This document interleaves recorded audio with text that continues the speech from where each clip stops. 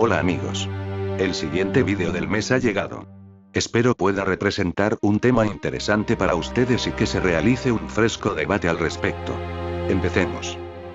Como una forma de arte ya consumada, apreciada y valorada, la literatura forma parte del canon artístico de las masas internacionales quienes buscan nuevas formas de evocar emociones más allá del aspecto visual. Quizá el principal aspecto que caracteriza a los grandes exponentes de la literatura universal, es el hecho de que, con una buena ejecución de los hechos, personajes y complejidad argumental, pueden potencializar el principal factor que hace que sintamos más interés por seguir leyendo. La imaginación juega un papel crucial a la hora de ejecutar una lectura literaria, pues ayuda a establecer una interacción más que exquisita entre el lector y el texto.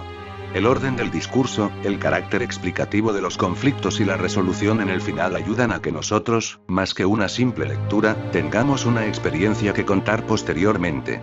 Ahora, ¿qué sucede cuando el erotismo es trasladado al trasfondo literario? Bueno, podemos encontrar muchas cosas interesantes al respecto. Primero que nada debemos resaltar que existe una diferencia bastante notable entre las palabras erotismo y pornografía. El erotismo enmarca el acto sexual desde un ángulo artístico, tratando de resaltar el aspecto estéticamente más hermoso de aquella emoción que muchos consideramos un tabú ante el público. Las distintas formas de arte, como esculturas, pinturas u obras literarias han contribuido ricamente a una buena difusión del carácter erótico del ser humano, destacando el placer enorme que sentimos de una forma inteligente, sutil y estéticamente deleitable. La pornografía por otro lado tiene un solo fin: estimular al lector o espectador visual a masturbarse sin ningún otro fin en particular más que pasar un rato agradable en la privacidad de un cuarto cerrado.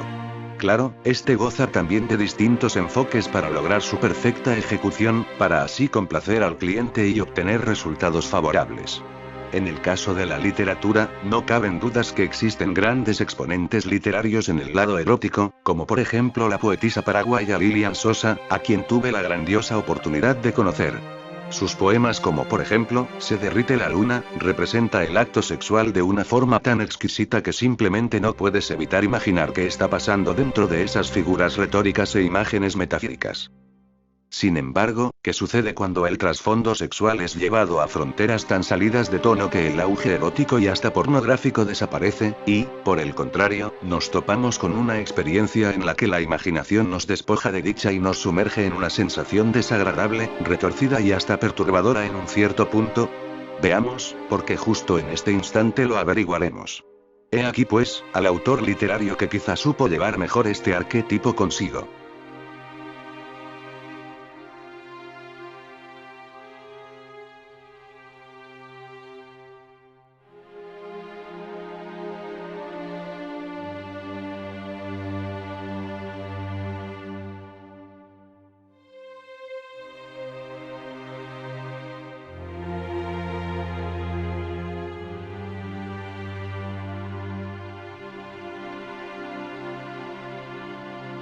El Marqués de Sade fue un icónico autor y dramaturgo francés, quien es reconocido mundialmente por la extrema crudeza de sus obras. Primero echemos un vistazo a su vida para tratar de indagar en los hechos.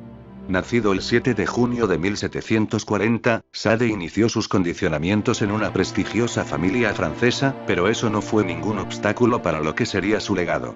Debemos acatar que la clase social era un tema de carácter mesiánico en un sentido exagerado en la cultura europea, pues demostrar etiqueta aún estando iletrado daba indicios de poder. Sade no compartía los ideales estándar de la sociedad francesa moralista de la época, por lo que los escándalos de los que se le acusó y condenó posteriormente no tardaron en aparecer. Según los versados en el tema, el Marqués de Sade tuvo desde pequeño acceso a orgías exclusivas organizadas por uno de sus tíos. En ellas se exhibía una clara evidencia de humillación, tortura y maltrato, por lo que la mente del infante no tardó en nutrirse de ese oscuro mundo. Los escándalos del marqués iniciaron cuando la sociedad se percató de que, a pesar de estar casado, sostenía continuas relaciones con amantes múltiples y contrataba servicios de prostitutas para su deleite personal. El problema de estas tendencias es que no tardan en salir a la luz, por lo que las acusaciones de maltrato se hacían públicas en cuestión de pocos días de haber ocurrido el incidente. Uno de los precursores fue el testimonio de una prostituta que aclaró ser violada, humillada y maltratada por el marqués. Una conducta más que detestable en la época. Sin embargo, nuestro autor no renunciaba a sus tendencias, siendo considerado un libertino total. El segundo escándalo tuvo lugar con una serie de casos de envenenamiento perpetrados por un raro afrodisíaco llamado mosca española, el cual era suministrado en las prostitutas por el marqués para despertar el líbido sexual.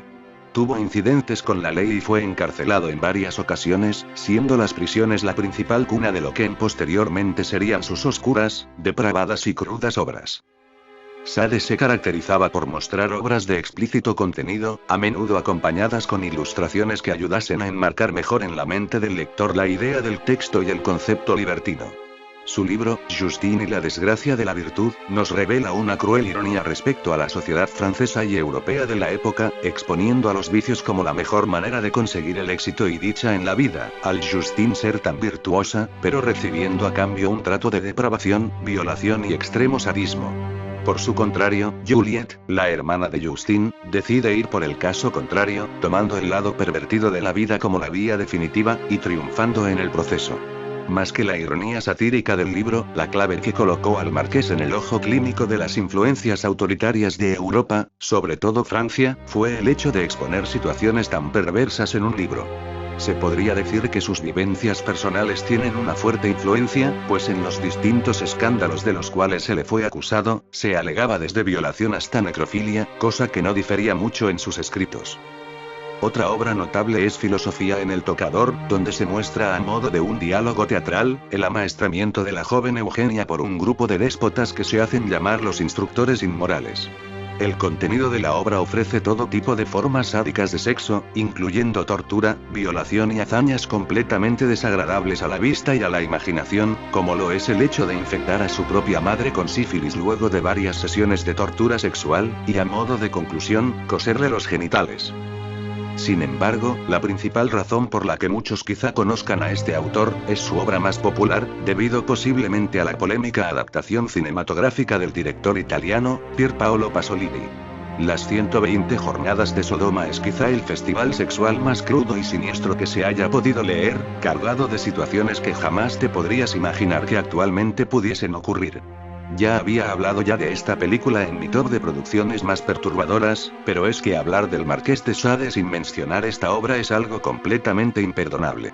A pesar de que la adaptación de Pasolini fue cruda, indigesta y sádica, lo cierto es que el libro es muchísimo peor, pues brinda a tu mente la capacidad de imaginar a nivel extremadamente detallado las descripciones hechas por el autor, acompañado de los depravados diálogos de las prostitutas veteranas y los aristócratas regocijados de placer ante su juego fantasioso.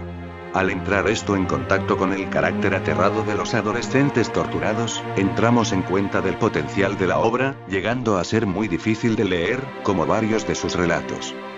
Lo irónico del caso radica en que, a pesar de la crudeza de sus obras, y del descontento del clero, los políticos y la sociedad como tal, y el hecho de que su hijo haya quemado todos sus manuscritos inéditos, posteriormente, en el siglo XX, se consideró como uno de los más grandes íconos referenciales del movimiento surrealista, aunque también se le haya ubicado en el ámbito racionalista debido a sus posiciones en el campo del ateísmo, y a ser también una referencia en el tema del existencialismo, llegando a compararse con grandes filósofos mucho más contemporáneos a nuestros días como Nietzsche o Kant y Freud.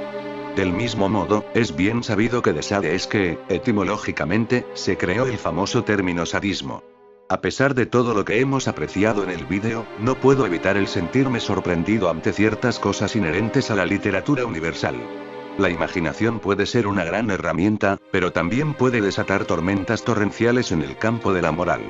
Si bien el Marqués de Sade no se caracteriza por hacer obras de terror, lo cierto es que, incluso en nuestros días, resulta en una experiencia muy desagradable toparse con sus obras, incluso si te consideras de estómago fuerte.